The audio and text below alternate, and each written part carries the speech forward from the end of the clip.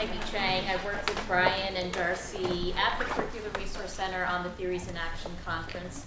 Thank you so much for supporting this particular panel. We do have 2 more time slots after this one, or just 1 more time slot after this one, and a poster session in Lyon from 4 to 6, and then a Celebrating All Seniors event from 6 to 7. So even if you're not a participant and you're a senior, please do come for that. My good friend and colleague Gail Cohey, Dr. Gail Cohey, will be facilitating this very important panel, especially in light of the events of this past week. But sexual assault, as many of you know, has been a huge national issue on college campuses this year. One fun thing that I wanted to point out, this year we're doing something called the Synergy Award. So the Synergy Award, the winners will win something very exciting, a mug just like Gail has, in addition to a gift card at a favorite local coffee establishment. But the Synergy Award is going to go to the group presentation that is greater than the sum of its parts. So if you would like to vote for this group presentation, what you need to do is text justice to this number up here, and the number is also listed on our downloadable app and on these pieces of paper. Okay, great. So without further ado, my plug about the number, it's 678 SYNTIA 5 Synergy Award Theories in Action 5th anniversary. It's also my personal Google Voice number now, so I really hope that you guys vote. There you go. Thank you so much. I highly recommend the popcorn. Please do feel free to take a box, get up, get water throughout the presentation. Without further ado, Gail. Hi, so welcome to this very, very important panel. As Peggy said, I'm Gail Cohey. I'm the director of the Sarah Doyle Women's Center, faculty in Gender and Sexuality Studies, and an assistant dean in the college. This session is Rape, Pleasure, Reproduction, and Justice, with 3 really wonderful presentations. What I'm going to do is just give an outline of how the hour is going to go. So each panelist will introduce themselves, and then we'll talk for about 5 minutes, and then the panelists also have questions to discuss among themselves. At 2 o'clock, there's a Sexual Assault Justice Open Planning meeting in Solomon 202. So what we're going to do at 2 is stop and just take questions from the audience. So you're welcome to stay through the whole thing, or if people feel that they want to leave at that point to go to the planning meeting, they can also do that. The planners were kind enough to change the time of it and the place so people could attend this and attend that if they wanted to. So I'm turning it over to you. Great. I'm Lucy Feldman. I'm a senior in the English nonfiction writing program. Can I just ask you all to just speak into the mic for recording purposes? Okay. And I have a long-standing interest in the issue of rape and wrote my thesis, as you will hear about, on rape culture in America. Hi, I'm Darcy. I will be graduating with a double concentration in Africana Studies and Gender and Sexuality Studies. And for 3 years, I worked with FemSex, which is a feminist sex education workshop that takes place on campus here. And so in my Gender Studies honors thesis, I examined models of sexual consent in part through ethnographic research with that organization. Hi, my name's Juhee. I'm a senior. I do biology and ethnic studies, and for my presentation today, I'm going to be talking about Asian American reproductive justice. It's an oral history project that I did last summer through funding from the Royce Fellowship, and I've been working on it throughout this year, and I just submitted it to Smith College, where it's going to be archived in the Women History Archives. Good. So I should talk about my thesis. Great, thank you. So as I mentioned, my thesis was written in the English nonfiction program, which basically means that they said you have a year, you can write about whatever you want in whatever style you want. And I really wanted to investigate these questions that I had about rape. Just from my own experiences and some of my peers' experiences, I felt like people had this really, really strong confusion and didn't really understand what counts as rape. Counts as a word that I heard a lot of times. Like, people would bring up an incident and then their friends would say, like, that doesn't count as sexual assault, and that kind of judgment can be really harmful to someone who's trying to figure out what's going on. So I started out with that question, really basic, like, what is rape? And then moved into more of a nuanced question, like, how is it possible for someone to be raped or sexually assaulted and not know that they've been, like, a victim of a crime? So it turns out that there's a really great 2-word answer to that question, I think, and that phrase is rape culture. And rape culture is a really controversial term right now, and I'll talk about it a little bit more later. But I basically just wanted to tell you guys that I didn't start out with this term and aim to write some sort of like explanation of the roots or meaning of the term, but I sort of came to it myself through my own experiences and through the experiences that I heard about my peers having. So there's a slide. Actually, if someone wouldn't mind clicking over. I just wanted to quickly go through some of the themes. Oh, it's formatted so nicely.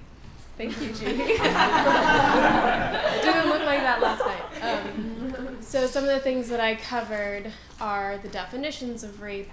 The FBI very, very recently changed their definition so that people like male victims were finally included in this, which makes a huge, huge difference, of course. Consent is a big issue, and Darcy is going to talk a lot about that today. Institutions, I looked at sort of the cultural conditioning from playground sexism through fraternity culture, locker room culture, some politics, the politics of marriage, and found a lot of interesting stuff there. Language is a big issue, how we talk about it. Pop culture, of course, television. Mad Men was my show of choice for some reasons that may or may not be obvious. Did everybody know that Don Draper is a rape victim? It's very clear, but if you look at the blogs, people have gone so far as to say, like, Don Draper's rape is really an incident of a woman, like, teaching this young man how to enjoy the world of sex, which I find terribly problematic. I also looked at sexual education, which was a big issue. If from a very young age females are left without an understanding of their subjectivity, like what does that mean later in life? And victim blaming, of course, a lot of teen suicides and bullying, and just sort of like the mixed messages attached to gender. Cool. So I'm gonna actually like time myself on my phone so that I don't just talk to you guys for a really long time. So that's great. I only have a couple of slides, so this is pretty low-key. All right, so probably a lot of you have seen the tank tops that read things kind of like the slogan that's the background to this title page of mine. So it's a spring weekend t-shirt that I've seen around. You may also have seen similar kinds of things on Tumblr, online feminist activism, these kinds of consent is sexy, party with consent slogans have become almost kind of ubiquitous in online and campus feminist activism, which I kind of started thinking about in the fall semester. I was really opening into my gender studies thesis. I really wanted to kind of unpack what was going on here with these uses of consent. And so my central questions, could you click to the next slide? So my central kind of questions began thinking, how did consent come to be such a dominant framework for young feminists doing online and campus activism and advocacy? How is consent functioning in those uses? And are those uses of consent helpful? What about them might be failing? How? Why? And I did that partly through ethnographic research with FemSex, the organization I mentioned when I introduced myself. So the first half of my thesis really was addressing just this first question here. How did consent come to arrive in FemSex on Brown's campus?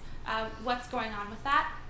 And basically what I found was that consent originated as a kind of contested feminist legal intervention. It was a kind of reform of laws that required women demonstrate resistance to the utmost degree in order to prove that they had been raped. And some feminist legal scholars were like, that's not great. Why don't we try to come up with some other measure? I know, the measure should be willingness and communicating yes or no. And that was virtually implemented across the board by the early 90s, as well as a number of other reforms to rape law as it existed prior to the 1970s and 80s. So since that time, when consent was just this one little legal intervention, it's sprung up on in all these other sites, online, on campus, in campus activism, and it's kind of a feminist tagline almost for young feminists. And I argue that through that change, consent has come to mean something other than legality. It's now used to index a lot of other characteristics of sex. And so when somebody's saying to me, consent is sexy, party with consent, like consensual sex is hot. They're not just saying like you need to ensure a baseline legal minimum that you have guaranteed willingness to participate in an act with your partner. They're saying like this sex should be mutual, or it should be pleasurable, or it should be enthusiastic, a bunch of other things that are very different from the kind of strict definition of consent as it kind of first showed up in law. And I refer to that, those uses of consent as the conceptual crowding of consent. So if you could click to the next slide. I kind of trace a little bit around the history around rape in this country, but in the January 2014 White House report, which is like a pretty conservative accumulation of statistics, 1 in 5 women will be raped in their lifetime, and 1 in 2 women will experience other forms of sexual violence. The situation around sexual assault is still quite dire, and legal reform is obviously one very tiny attempt at cracking away at that has not nearly accomplished its goals. So I'm running out of time to talk about that part of it, but I basically was like, no wonder there's all this renewed campus activism. Let's go and see how these new uses of consent are playing out in FemSex. And so that's what I do in my second section. And I basically asked, how did FemSex facilitators treat sexual assault given this pretty intense context, and what were they attempting to do with consent? So I'm going to try to keep this pretty brief. But basically, I think FemSex facilitators are trying to use consent to imagine better, healthier, more positive sexualities. But some of these aspirational goals around sex, sexuality, and consent are prevented by the kind of conceptual crowding that I laid out in the first section. So as a matter of fact, some of the language that FemSex uses and some of its conceptual frameworks end up functioning to diminish the personal and political importance of sexual assault and prevent a kind of feminist analysis of power and patriarchy. So that plays out in like 3 main ways. The first main way is that FemSex discusses sexual assault through the metaphor of boundary violation, which is a phrase that isn't exclusive to FemSex. A lot of people talk about kind of violation of boundaries as being the experience of sexual assault or domestic violence or abuse. But I actually think that metaphor promotes a really individualistic understanding of the problem of sexual assault, wherein the issue is my own personally defined boundaries that were encroached upon, not that a person didn't respect bodily autonomy, doesn't care about basic human rights, doesn't care about a system of ethics or morality, so on. So I think that's a kind of personalization of a widespread political issue that kind of prevents a more careful critique of it. The second main way, and I'll wrap up in about a minute or so no worries. I know that I'm coming up on time. The second main way is that consent is discussed in an acontextual and gender-neutral way that prevents feminist analysis of the violence attendant to sex and sexual assault. So, and therefore the development of kind of appropriate feminist responses or remedies. So FemSex actually uses gender-neutral language in the workshop space. So it is pretty much impossible to name actors as men or women. And discusses and provides communication tools that don't gender the people who might be using them. So ways of asking for and giving consent that don't reflect kind of dominant heterosexual scripts where men might ask for consent and women might offer it or deny it.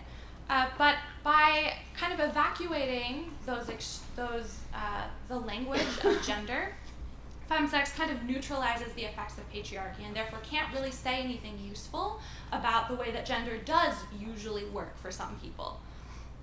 And more broadly, FemSex can't address the way that consent is not always useful in situations where there are unequal power dynamics between two individuals. So the example that a lot of scholars of consent have written about is like a professor says, well, you earned an A, but I'm going to give you a B unless you have sex with me.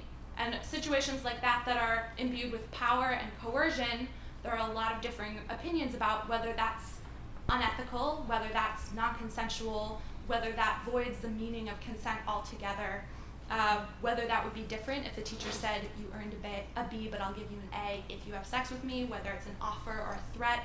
There are a ton of different opinions about that, which I'm going to largely avoid, but suffice to say that it's pretty complicated to use consent in the real world, and so to promote it without a real understanding of those complications is pretty tricky.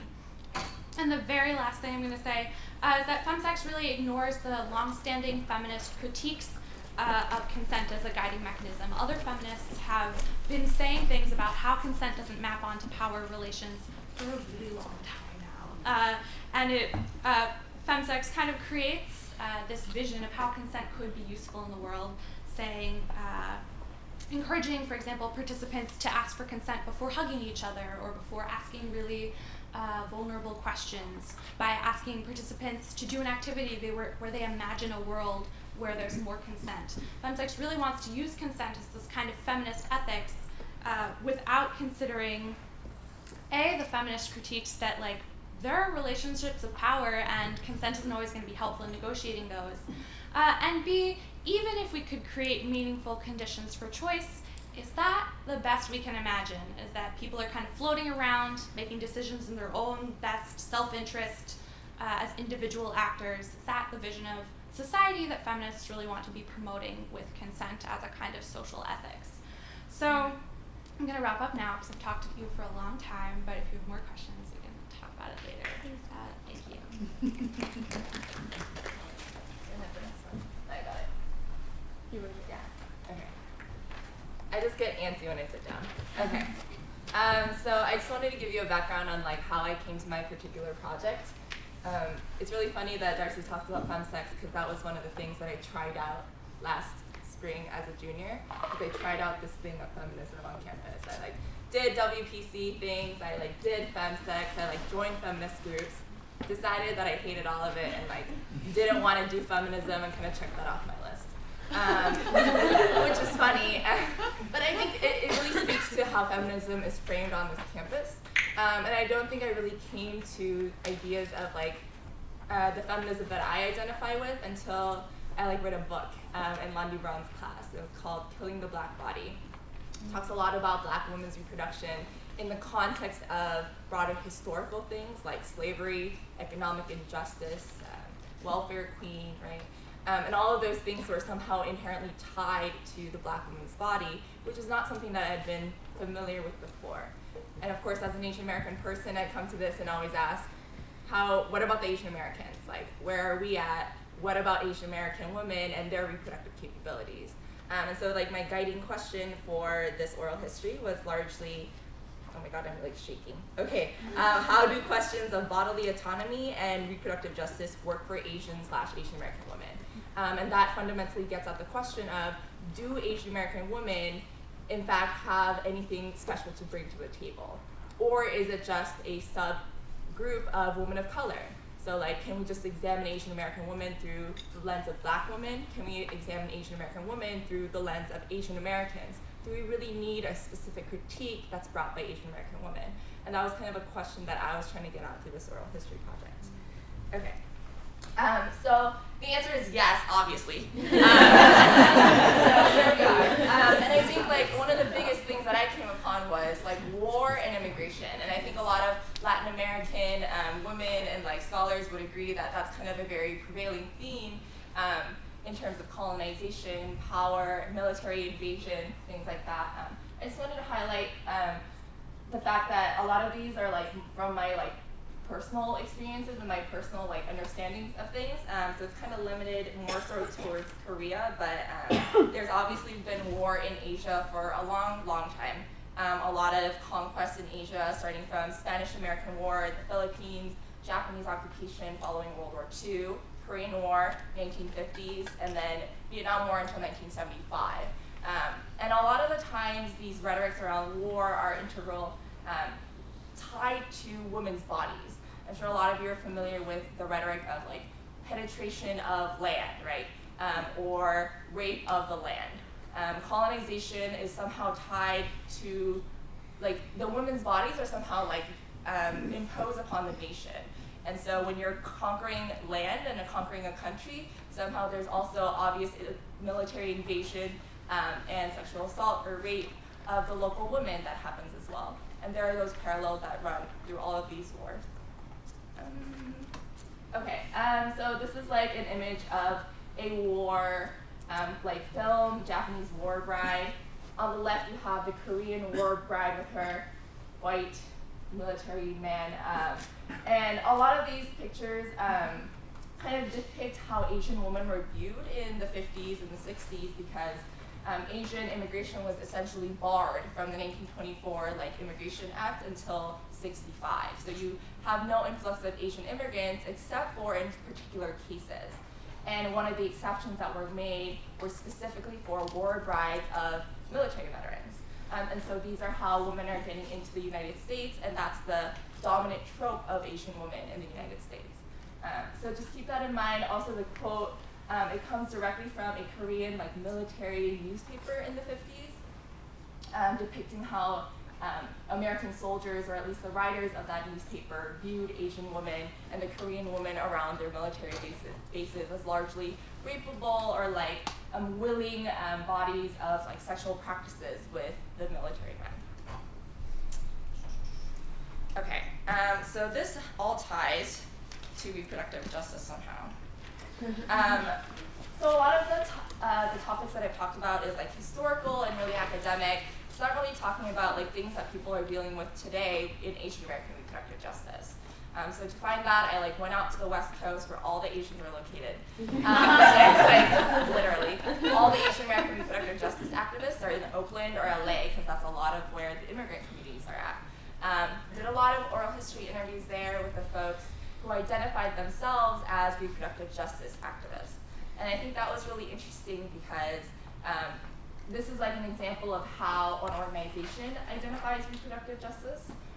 Something about reproduction for ourselves, our families, and our communities in all areas of our lives, right? This broad, vague scope of reproductive justice. And then I actually interviewed people. These are some of the people that I interviewed, along with Helen Zia and this other lady at the director, who's the director of the White House Initiative for Asian American Pacific Islanders. And they do all kinds of work, right? So you have Laura DeFu, who's my lifelong hero, and she does labor rights. And you have Julia Liao doing nail salon worker stuff, Sujatha Jesu Dawson, reproductive technologies, Amy Lamb, sexual health, Becky Masaki, intimate partner violence and DV work, and then you have Mia Mingus, who does all kinds of work, but a lot of transformative justice and disability justice work.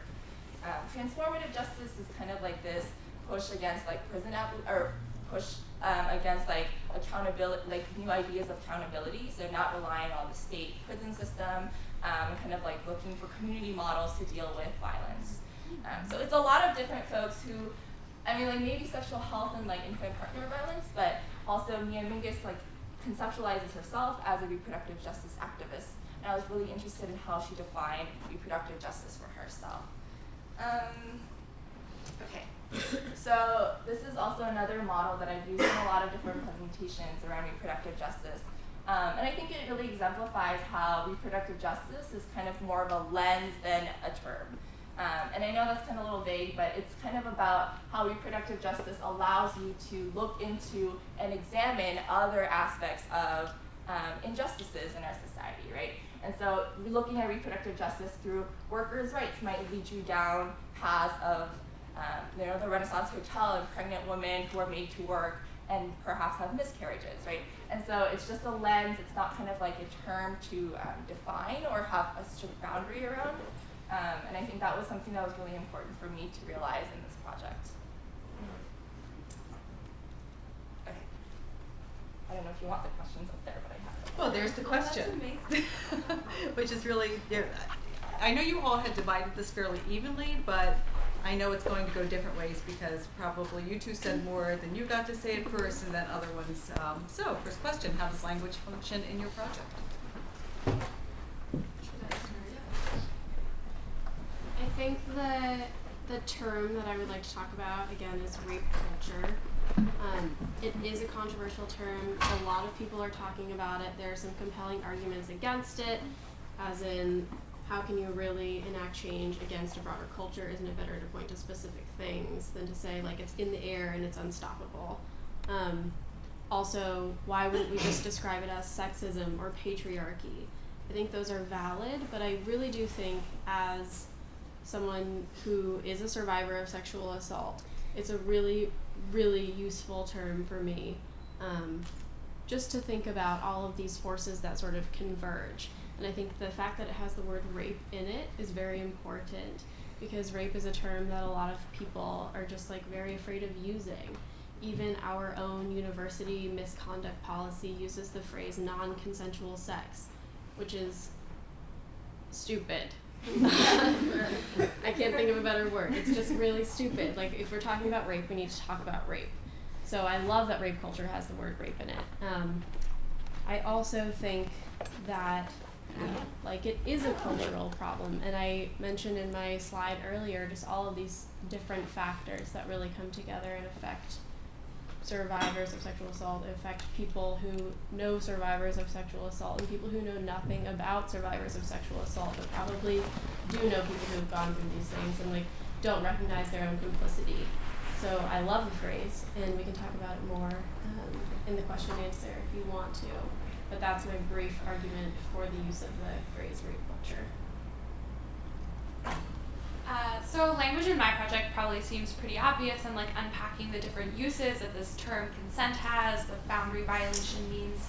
But I actually want to be kind of clear that in my thesis I'm really not making an argument about just terminology, but trying to analyze how the words we use impact our ability to comprehend, analyze, and form a response to systems of domination, which is what I think makes it so crucial that we use useful terms for talking about sexual assault. I wouldn't say accurate terms, but useful terms, because in my mind, using kind of ideas that help us get to a particular kind of analysis and a particular kind of response is what's most crucial, not just using language that is like perhaps accurate or most correct at the moment.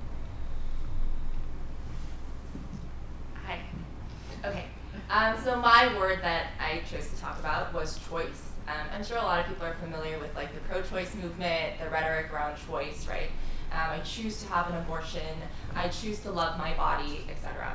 And a lot of the women of color feminist theory and like the activists kind of have pushed back really strongly against that word for many, many different reasons. I think I just wanted to highlight like maybe one or two. The pro-choice movement in particular failed to really account for a lot of the women of color voices. Women of color on this land have been sterilized, right? We have forced sterilizations from the 1920s until the 1970s and beyond, and even up to today. And yet the pro-choice movement focuses specifically on abortion rights.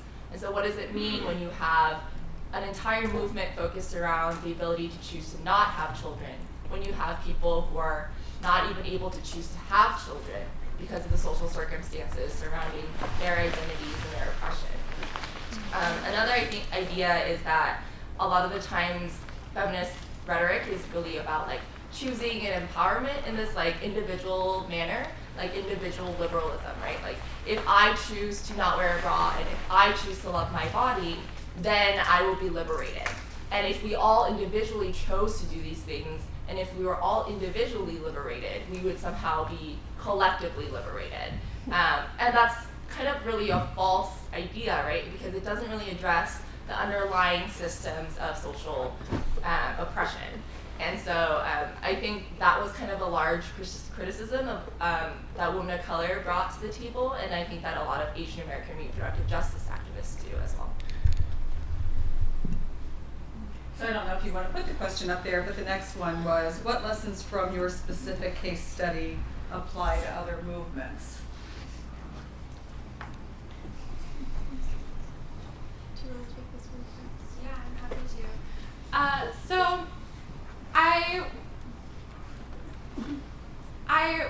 So when I'm making this argument about consent and FemSex, I kept having these moments of doubt where I was like, oh man, like they're just trying to like use consent because it seems like a baseline standard, right? Like we like can all kind of agree on this, and maybe the reason why people are hesitant to prescribe other things about sex is actually a good thing. Like they actually want people to be allowed to pursue the kinds of sex they want to have with the kinds of partners they want to have on their kind of timeline. And so I think that one reason why I feel that a lot of feminist activists continue to use consent to mean a lot of things other than just did someone agree to do something is because it allows you to be really liberal about what kinds of things people can do as long as they're making sure that they're doing it consensually. But I feel that there might be a possibility to offer other prescriptive ideals about what sex could be in an ideal feminist vision of the world without necessarily saying that people can't practice whatever practices they want to practice. And so something that I'm interested in teasing out further, and that I would be interested in other feminists, especially young feminists who I feel are facing this problem not just with respect to sex but with a lot of things, is to what degree we can make kind of new and rigorous prescriptive visions of the world while maintaining a kind of inclusivity and tolerance for difference. And so I think that was some of the tension that I was seeing specifically around consent, was this attachment to wanting to allow people to do whatever they want as long as it was consensual, but also having other ideals that people wanted to articulate but felt they couldn't. So that's you can go. Do you really? Okay. You're also polite. That's very nice. I already talked about kind of like the main crux of how this could be applied to other movements, right? That little wheel that I showed you, and kind of conceptualizing reproductive justice as a lens rather than an umbrella term with boundaries. I also wanted to highlight that women of color feminism could be a really good case study to examine how marginalization of certain people and like the failure for a movement to be inclusive. I actually interviewed Helen Zia, who I personally didn't think would be willing to interview with me. She's like this big Asian American, like queer, like a journalist who covered the Vincent Chin case, which was like a critical case in the Asian American movement. So she's kind of a big deal. And then she talked to me about her experiences at Princeton and how she was involved in establishing their third world center. So she's like sitting around with her other Asian American men, friends, and they're talking about the revolution, casual, like 1960s. And so they're like, oh, you know, like when the revolution comes, like racism is gonna be first, and then we can deal with sexism. And Helen Zia is like, WTF, right? Like, why? Like, if it's a revolution, why do we have to wait, right? And I think that was really a moment in which I was like, yeah, like we seem to divide out these issues in kind of a single issue manner, and in fact, like a lot of these issues are coexisting for a lot of different people. And I think the white feminist movement, or quote unquote feminist movement, and how they've marginalized and excluded a lot of different voices, and then gave birth to the women of color feminist movement, is a really great example of how that marginalization could be turned into more positive aspects and perhaps a new movement with more inclusive ideologies for the people that it's serving. I think I would just come back to the issue of like the cultural influence, because I think it's really easy for individual survivors of sexual assault, or even people who just know survivors of sexual assault, to feel like whatever happened was between two people and it had everything to do with the given circumstances of the moment. And really it's about so much more than that. I keep coming back to the cultural forces. and this thing that I like to call rape culture. And I just think that that is the kind of framework that can definitely be useful when you're looking at any sort of social problem.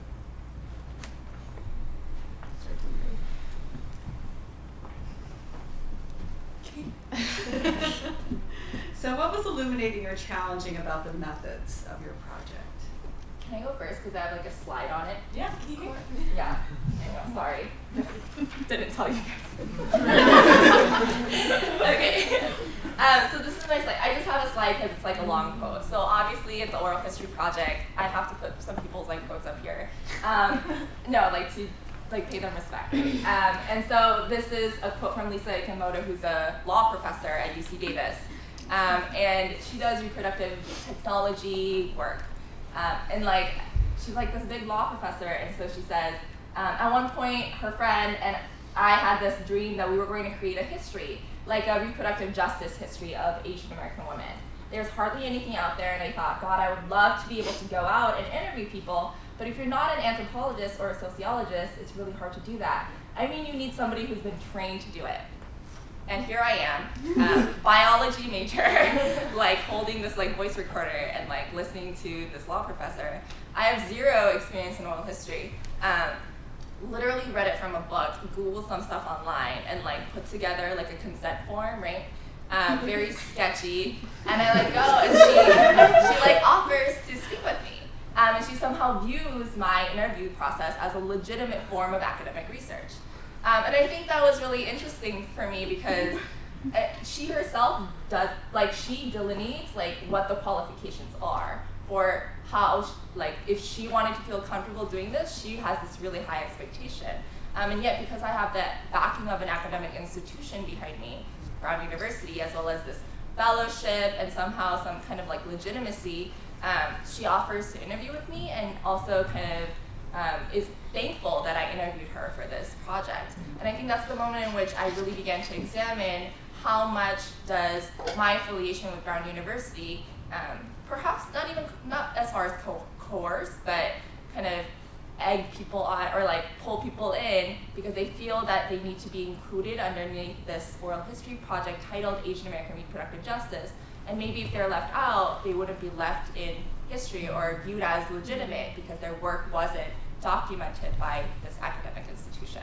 So I think that was a point at which I really began to question my methodologies for my project. Sorry. So as I mentioned, this was a nonfiction thesis, many of which involve personal material, and I struggled a lot to figure out whether I wanted to describe my rape, acknowledge my rape just with a sentence saying that it happened, or like any other form of that. It was a constant discussion with my advisors. One would say, like, you need to do your narrative throughout all of this research and like come back to it in little vignettes. And then the other would say, like, no, just surprise them at the end and be like, and this is why I care, because I was raped. But but it's like a really, really, really hard question because it's so hard to write about rape and not be sentimental.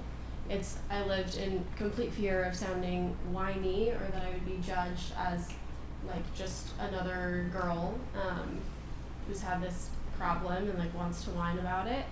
And I don't know, I went back and forth a lot. I ultimately ended up acknowledging it in the introduction and like moving on through my research, and then in the epilogue coming back to it and sort of describing the significance, which I think was really effective. But I would definitely imagine that people who choose to write about their sexual assault experiences in great detail are doing so with a lot of thought, and I would encourage everybody to read those accounts with like an extra sensitivity.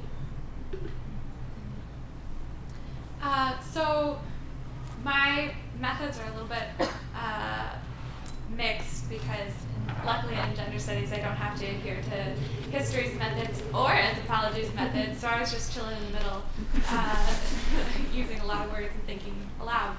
But one thing that was challenging about the methods of my project was the case study that I chose, because despite the fact that I love FemSex and I think it is an interesting organization to study, I was struggling a lot with if I'm interested in how feminists are kind of creating aspirational definitions of consent and sex and sexuality, why am I studying a group of people who largely reflect the demographics of brown, which is wealthy, white, straight, cisgender, and like what is even the use of like what their visions are, which I haven't totally worked out yet, to be honest. I'm writing my Africana capstone about race and FemSex because I can't leave thinking about that. But one thing that I told myself that helped me kind of work through that challenge was that I actually think it's really productive to think of not just about, I think there's this urge in the humanities and social sciences when you're kind of activist scholar to find the most marginalized of the marginalized people because their story will be the most authentically marginalized, and then you will have the most true knowledge, which I actually think is pretty messed up. And that I can learn an equal amount of things about kind of culture and how people think from kind of mainstream iterations of it, and iterations of it from powerful or privileged people, as well as from people who have experienced oppression and marginalization. So that's what I was. Before we get to the last question you all came up with, which may take a while, I just want to say how much I appreciate all of your papers, and maybe we could give them a hand now because this is really interesting. I love the moment of Helen Zia talking about when we sitting around talking about the revolution. And one of the things I really like about your papers is how all of you contextualize them historically as well as in the present and how complicated they are. So they're really leading, I think, to some really wonderful, important places. And Helen Zia was here a few years ago during Pride Month, and it's just a really wonderful example. If you all don't know her, of intersections around issues of race and sex and sexuality and profession, and she has a really interesting story too about her own relationship to labor. So the final question is, how does your research apply to upcoming revisions of Brown's Code of Student Conduct, specifically with regard to sexual assault? And that work is starting sooner than probably some people expected. Yeah, absolutely. I have something I can say, but okay. So I love that there's so much energy around this issue right now. Absolutely. And I want to say this in the most respectful and sensitive way possible. Sometimes in the conversations that I overhear or become part of, sort of without knowing it's going to happen, just because it's on everyone's minds, I sort of feel like we have this icon survivor right now that we can all look to and discuss how horrible her case was. I'm sure you guys know what I'm talking about. But at the same time, the cultural stuff and our own complicity in really basic sexism and upholding of patriarchy are not being confronted. And I think it's really important that somehow we incorporate those things into the conversation and do a little self-reflection and examination in that way.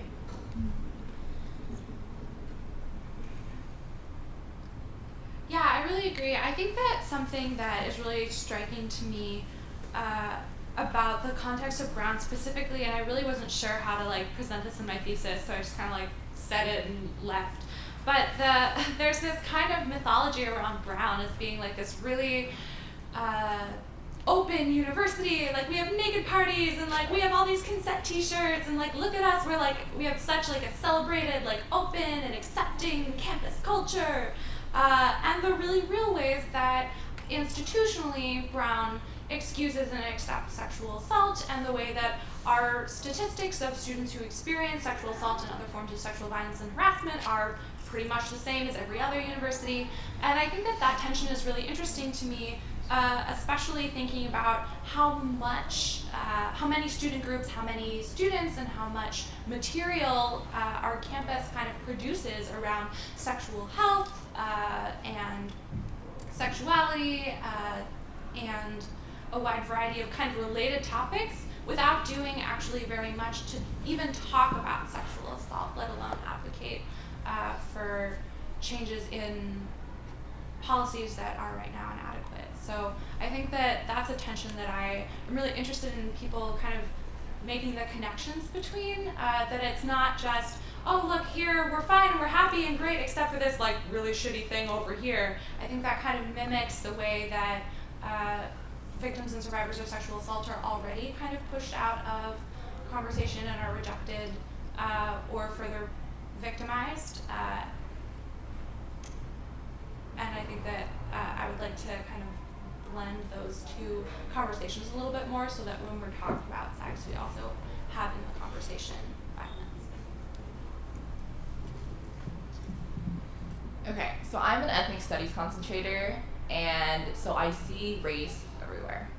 And I think this particular case with my friend, as well as kind of largely the response around the sexual assault case, analyzing it through the lens of race has been really particularly helpful. And what I mean by that is beginning to question, would it be different if the race of the perpetrator was different? Would it be different in eliciting your sympathy and sympathy of thousands of others had the victim's race been different? And I think those questions are really integral to how we approach this, because it's not just about one person, right? It's about this culture of violence. And I think getting at that also, especially in revising the code of conduct, a lot of people have been talking about how Brown operates as this elite university separate from the law, and how these students should be reporting to the police, right? They should be reporting to the police. These people are perpetrating crimes. They should be in jail for this. They should be criminals. And how our reliance on the state violence, right, the state prison system has been our kind of way out of this sexual assault situation. I'm not really sure if other people like agree with me on this. Prison abolition is kind of like a big thing to tackle. But I think a lot of people can understand the idea that relying on a violent system, a system that is racist and exploitative, to solve issues of violence is somehow contradictory and not really a solution in and of itself. And so I would really encourage people to kind of push against that idea and like reliance on the state system as somehow a way out, and view the sexual assault cases in a broader framework of anti-violence work that needs to take place in our society. Thank you. Questions from the audience? Yes, the meeting starts in about 6 minutes. If people are going to the meeting in Solomon. Just to clarify, so are we hard stop ending at 2? No. No, okay. No. So it's more of like folks Right. who want to leave and then. If people want to go, then we're going to stay and people can answer questions from the audience. Thanks, Dave.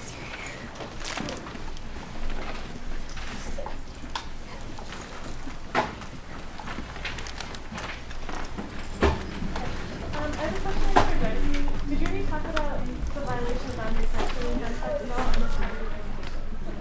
I said briefly that I talked about the metaphor of boundary violation, which is not exclusive to FemSex, as individualizing what I see as a social problem. So placing the weight of,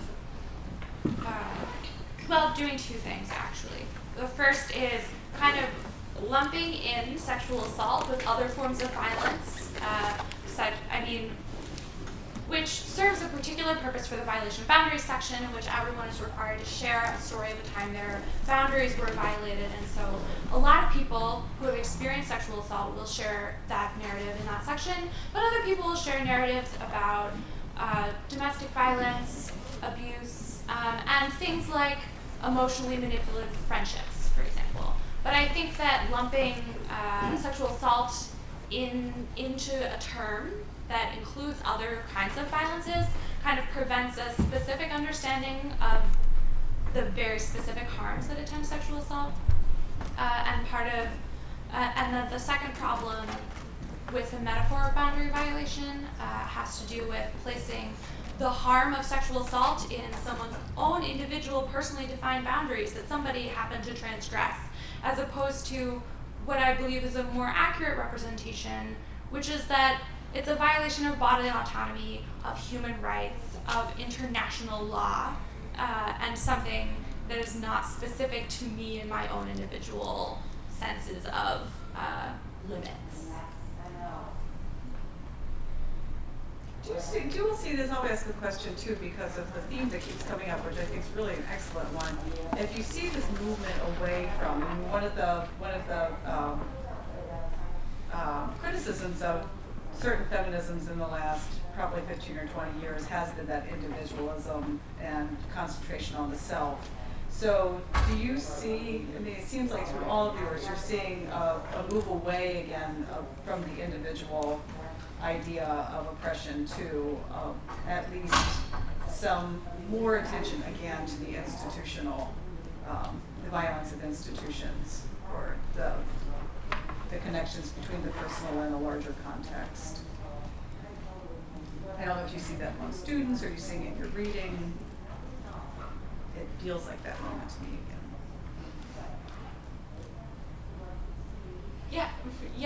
I can say like a small thing, which is that my other reader of my thesis, Gail first, was kind of pushed me on that a little bit to say like well, the reason why we started talking about the individual, right, was because a lot of movements were using like really essentialized notions of group identity to do their work, and like that wasn't very useful. So part of a turn towards a focus on individual experience was to be able to acknowledge difference and incorporate or be more inclusive in movement making.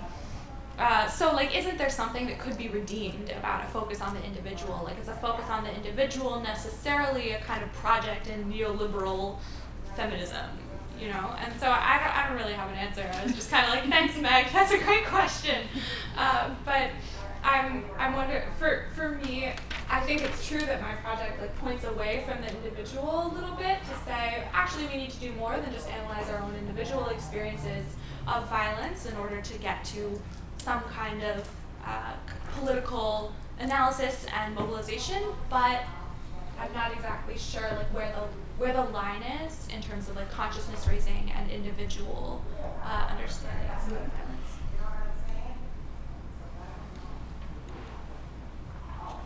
Pass on that one. I think it's a big question. It's a big question. Still Yeah, thinking about it's it. a really big question. So, but I think the term rape culture is a relatively new term, and so seems to be pointing towards something different. Yeah, absolutely. I would definitely agree. I think the example that's sort of coming to my mind is like victim blaming in court situations, where it's really easy to walk away from those feeling like that woman brought it on herself for XYZ reason, and then it sort of ends there. And like she goes home obviously and feels a certain way about it, and the people close to her feel a certain way about it, but it's really easy for the rest of the world to just hang on to those reasons because no one wants to be complicit in this problem. So yeah, I really, really appreciate this cultural accusation and feel that it's momentum in the right direction. Definitely. Other questions? Or questions for each other? Oh, sorry. I'm sorry. Hi.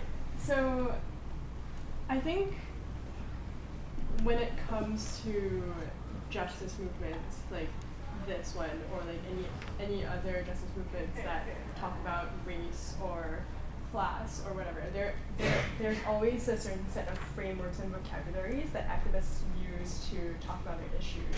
And I think for someone looking at these movements from the outside, those vocabularies can sometimes make the whole culture of it very intimidating. And for me, for example, I am female, and I do go to Brown, but I haven't thought about this very deeply before, and I wonder if that's a communication barrier that you yourself have faced before in trying to talk about these issues with people who are not familiar with it, and how do you overcome I think that I've faced the issue that you're facing, feeling like, I mean, I have the sort of personal incentive to try to get the answers to my questions, but it is like it's a really broad, really heated, complicated issue, and it's hard to just jump right in and feel like you're an expert and you can have an opinion that you are ready to stand by and defend. So yeah, absolutely. And talking to other people about it, I think for me it's important to not try to shove ideology down anybody's throat, and just, if someone wants to have a discussion about it, have the discussion, but also maintain just a respect of that person's boundaries, and maybe they don't want to, join the forces and be an activist alongside me or whatever. I don't know if that answers your question. Okay. So first, I don't think I ever opened my mouth about anything ever related to anything actually worthwhile until junior year, after I've listened to 3 years worth of people surrounding me talking about these issues. So I don't think that fear is invalid in any sort of way. I also think that it's kind of I'm not an expert. Yes, maybe I speak the language a little bit more fluently than other people because I'm familiar with it. But I think a lot of the work is about opening yourself up to kind of being vulnerable and working all the time. It's a lot of work. I read 30 articles maybe a day that people post on Facebook. If anyone sees my Google Chrome, it literally has 30 tabs open at the same time. And I think a lot of self-work goes into it. And then also another aspect is that at first I was really hesitant to kind of jump in because it involves acknowledging the fact that you don't know things. And I think that was really hard personally for me because I was good at school, I listened and I got it really quickly, and to admit that I didn't really know something was really difficult, especially coming from different aspects of my privilege identities, where I jump in and I'm I don't know stuff about this, and I'm a privileged person. And I think that vulnerability is part of the process, and so whenever you're ready to embrace that, I think then you'll be able to jump in. But I think it's different for everybody.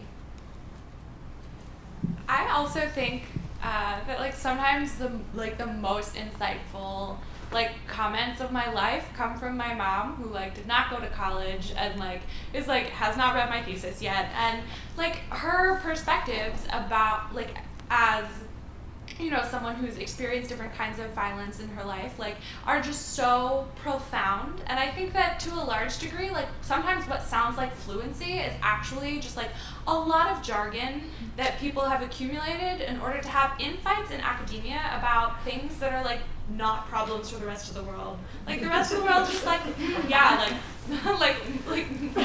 we got it, we're good. We don't have to have big conversations about essentialism and difference. We're just gonna decide whether we want to let people in or we don't want to let people in, and then we're done, And so I think that sometimes I'm definitely somebody who's guilty of using a lot of big words because I selling myself as somebody who seems smart in class, but it's not always an actually meaningful kind of feminism to do that. It's usually not, in fact, is what I'm trying to say. Can I ask a follow-up question to that? So some of the groups that I hang out with categorize these things a lot. So I'm at this event right now, so I'm thinking about it, but once I leave, I'm gonna think about something completely different, and it's not gonna be that's not how I feel, but some of the people that I hang out with do. So what are your tips from studying this, from understanding language, about bringing this conversation to the table? So any little words about oh, have you thought about this today, or some very explicit questions or thoughts that maybe don't say this is rape culture and you need to open your eyes, but are basically let's talk about what you just did. Yeah, definitely. I confronted someone that I know only marginally in the GCB the other day because I overheard him saying something really sexist, and he was quoting someone else, so that was really embarrassing. But I would still do it again, and I think it's just those little things, being assertive. I read this great essay that basically the mantra was yes, we do mind sexism, And it's a little scary sometimes. It can be intimidating to like speak up in those situations. But I think it's really empowering and definitely worthwhile. And you don't have to come out guns blazing and be like, that's sexism, and therefore you're perpetuating rape culture and you are complicit in this horrible thing, and like, look at these statistics about how prevalent rape is, and this is your problem. You definitely don't have to go that far. It's just sort of like, I kind of don't like that joke. I feel a little uncomfortable about the way you said that, like, let's think about it. Like what you were saying, Laurel, I think makes a lot of sense to just sort of bring it up. What you're saying also makes a lot of sense to me, because I feel like sometimes I feel like there's this pressure on me, like if I'm gonna say to someone, like, that was actually a really offensive thing for you to say, it was racist or it was sexist or it was like really rude to survivors of sexual assault, like that I have to be able to like offer a reason. But I think that that's really unfair to put on people who oftentimes are hurt themselves by that comment. Mm-hmm. And so I really encourage people, like, if you have the energy to like offer that was fucked up and here's why. But if you don't, to set your own boundaries, and like the examples you gave of like, I actually feel really uncomfortable with that. Like any person who is not routinely violating other people's boundaries, like will hear that from a friend or an acquaintance or a classmate and respect that. And I think that that's like a really important process of like articulating my own limits too. Yeah, absolutely. Yeah, I'm like all about disengagement, self-care or whatever. You can also like cut people out of your lives if you like need to. But no, I'm just kidding. No, I think like an aspect of it though is that like you come across these hostile situations and they exhaust you. Like every time I open my mouth and I like say something about racism and like they shut me down, like it hurts. And so I need a home base to go to where I like have 3 or 4 friends where I'm like, oh my God, this happened today. List of all the racist things that happened to me today, and they like understand. And I think that like home base of like recharging is also something that you need to keep in mind, so you can keep doing the things that you're doing. I cannot back that up enough, because yeah, you absolutely have to have people who can help take care of you. And I'll put a plug in for Bita Shoshani's doing a self-care for activists workshop coming up pretty soon, so keep an eye out for it. Because I know I'm not on the panel, but doing activist work is exhausting, and so you have to recharge. Other questions? Juhee, and everyone first, thank you so much for your fabulous presentation. But I did have a question, Juhee. You mentioned very quickly about reproductive technology, and I was wondering if you could maybe delve into what you experienced with your oral history interviews with respect to technology, because we haven't really talked a lot about that. Yeah, and it's also like something that I'm personally interested in because I'm like a bioethnic studies concentrator. Reproductive technology encompasses everything from like IVF, gestational surrogacy, to egg donors, sperm donors. A lot of the interesting things around reproductive technologies is tied to like capitalism, right? So like commodification of eggs. Why are Asian eggs $10,000 when Black and Latino eggs are cheaper? Are we allowed to like racialize eggs as a commodity, and what does it say about like racial hierarchy in the United States? Also, an interesting fact about like sperm donation versus like egg donation. Egg donation is somehow framed as a gift. Please give a gift to this family, and like it requires a lot of work, actually, a lot of injections and like going to the doctor and things like that. But it's ultimately framed in this benevolent gift of a child to this like family, whereas sperm donation is framed as work. It's a job where you do labor and you get paid for it. And so it's really interesting like how those like gender and like dynamics are imposed upon kind of this like smallest of our being or whatever, controversial. And so I think that's like an interesting aspect that I came across when I was talking to those folks. There's an article in the Washington Post yesterday about exactly this on women of color and reproductive technologies. Maybe you have a question? This is also just for Juhee, so sorry. And it's kind of on a minor thing that you talked about, but as you studied the language of bodies in war, as like we've gotten to different types of war and different groups with which we have wars, have you seen that type of language reduce in use, or is it still prevalent in different ways? I'm just wondering how, in like modern warfare, how that language is used. Because it's not something I think about, looking at wars that we're engaged in right now. I actually wrote a paper about the parallels between the Korean War and the Iraq War, and how a lot of the imagery around is very similar. I think there's a Times magazine cover that we use all the time in TWTP. It's basically this woman, Afghan woman, with her nose cut off, and it's a very violent picture, and they depict it to say what happens if we pull out, as if the violence that the people, the local men will enact upon their local women is something that America needs to be involved in and block. And so a lot of the times the nations that we're invading or helping or whatever is framed in terms of really a feminized nation that we need to protect. Because I think a lot of our war rhetoric is very much around protection, as much as security, but also an idea of benevolence and democracy spreading, right? So in those cases, a lot of the nations are feminine in contrast to the masculine American state. That's what I've seen. I would add, and I don't know nearly as much, but I wasn't really old enough to realize this when it was happening, but George W. and Laura Bush both gave speeches around the start of the war talking about coined the phrase women of color to talk about Muslim women who veiled themselves in various ways, and a lot of the kind of things about spectatorship and this kind of perverse desire to look at and know Native women separate from their environments or from their men was so much exactly the same 10 years ago as it was in the older texts that I was more familiar with reading. So for anybody who wants to Google that, it's a super short read, but it was so blatant once I thought about it, but I just wasn't really around to see it when it was happening. It was 7.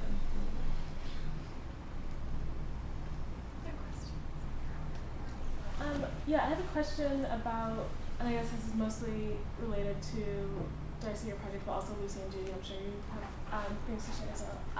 About the role of narrative when we're talking about dismantling rape culture.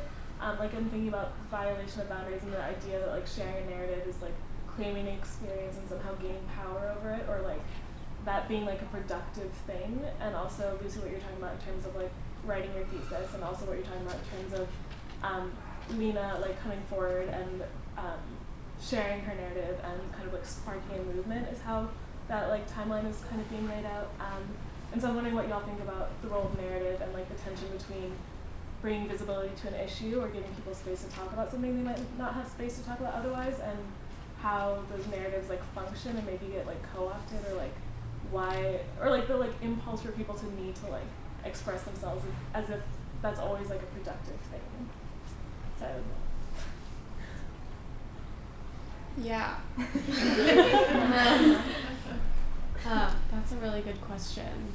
I think I did already say this, but I do find it really interesting that the precise moment at which there's all this momentum is because there is this one person sort of at the center of it. And I think what Juhee was saying about the context of that individual and the other individual involved in her case, those things are really important and maybe not being examined.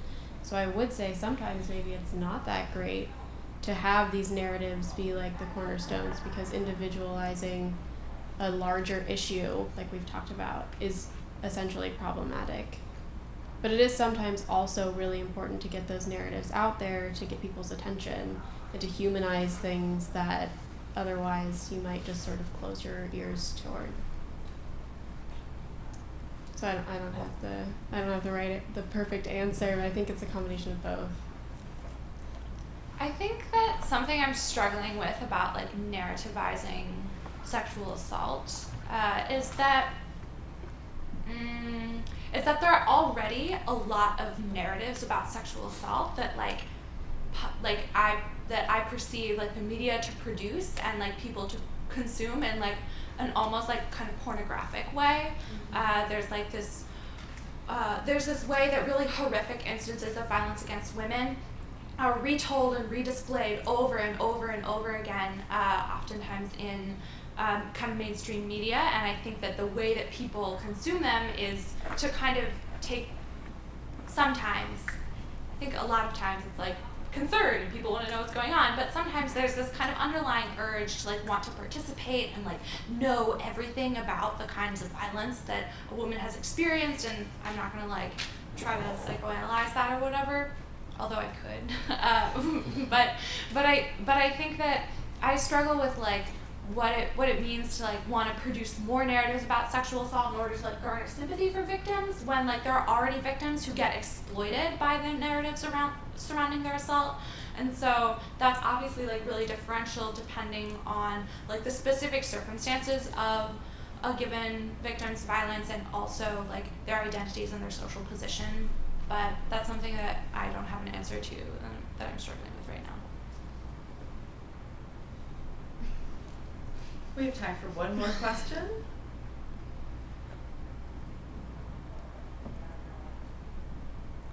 Maybe I'll just add something onto what you were saying. I like that train of thought.